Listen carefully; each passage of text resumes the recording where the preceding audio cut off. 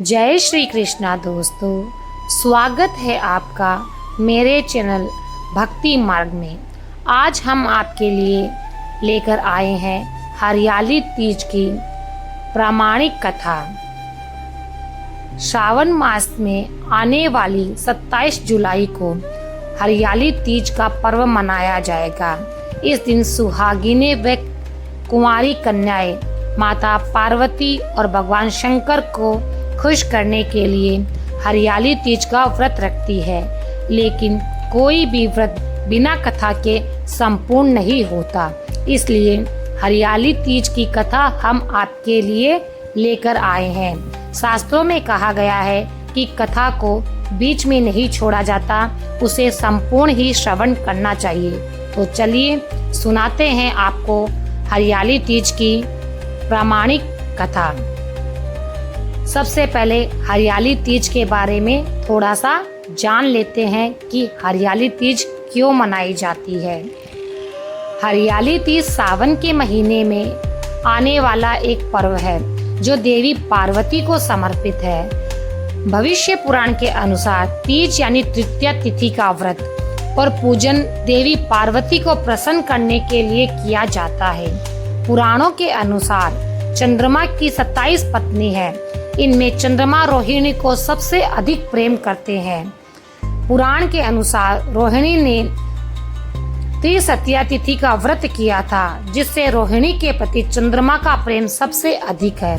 सावन के मास में जो कुंवारी कन्याएं और सुहागन स्त्री तृतीया तिथि को हरियाली तीज की कथा सुनती है और देवी पार्वती की भगवान शिव के साथ पूजा करती है, उन्हें मनोकुल जीवन साथी की प्राप्ति होती है और सुहाग की उम्र भी लंबी होती है। इसके संदर्भ में पुराण में एक कथा है कि देवी पार्वती और भगवान शिव ने हरियाली तीज को किस प्रकार कन्याओं के लिए विवाह और वैवाहिक जीवन में प्रेम और आनंद पाने का पर्व बनाया।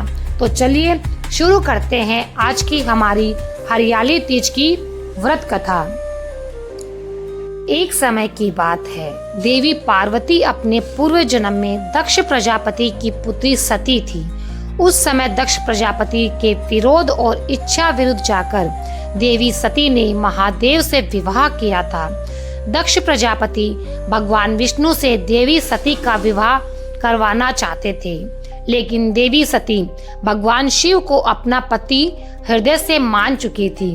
अंत में पुत्र की खातिर दक्ष प्रजापति को भगवान शिव के साथ सती का विवाह करवाना पड़ा, लेकिन दक्ष प्रजापति फिर भी शिव के द्रोही बने रहे। एक समय दक्ष प्रजापति ने भव्य यज्ञ का आयोजन किया, जिसमें सभी देवी देवताओं, नाग, किन्नर, गंधर्व, ऋषियों को आमंत्रित किया गया। त्रिलोक में दक्ष प्रजापति के यज्ञ की चर्चा होने लगी।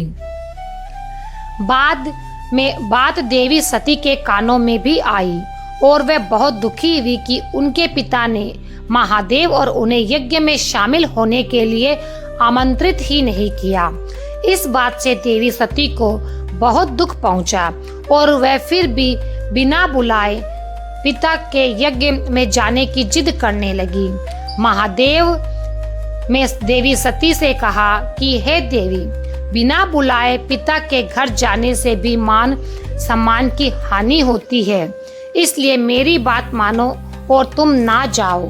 लेकिन देवी सती अपनी जिद में शिव की बात को मानने को तैयार ही नहीं हुई और शिव से कहने लगी कि आप भले न जाए, लेकिन मैं अपने पिता के यज्ञ में जरूर जाऊंगी।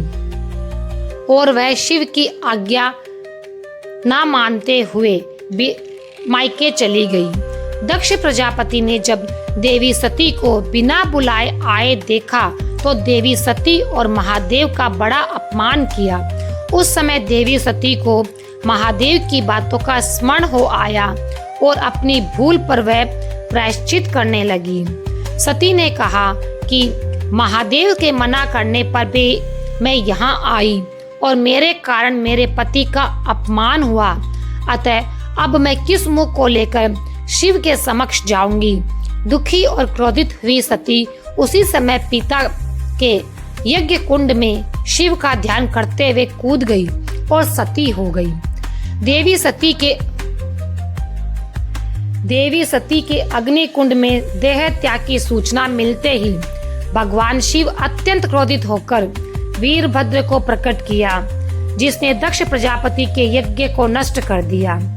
इसके बाद शिवजी घोर साधना में लीन हो गए। इधर देवी सती को भगवान शिव की आज्ञा का उल्लंघन करने का दंड भी मिला और उनका कई जन्म होता रहा। इस तरह देवी सती के 108 जन्म हुए। 107 जन्मों तक वह भगवान शिव को पुनः पति रूप में पाने के लिए तपस्या करती रही। 108वें जन्म में वह देवी सती का हिमालय की पुत्री पार्वती के रूप में जन्म हुआ।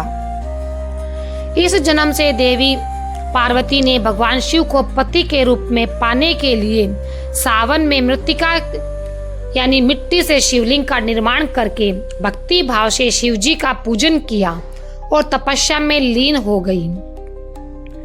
देवी पार्वती की तपस्या से अंत में प्रसन्न होकर हरियाली तीज पर भगवान शिव खुद प्रकट हुए और देवी पार्वती को वरदान दिया कि तुम मेरी अर्धांगिनी बनोगी। इस तरह देवी हरियाली तीज के दिन देवी पार्वती को भगवान शिव ने मनोअनुकूल वर प्राप्ति का वरदान मिला।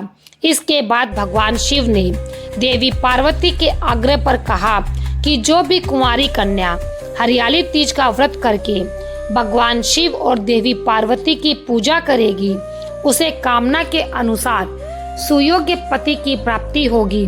और जो सुहागिन महिला हरियाली तीज का व्रत करेगी, उनका वैवाहिक जीवन प्रेम और सुख से भरा रहेगा। तो ये थी हरियाली तीज की पावन कथा। हर हर महादेव।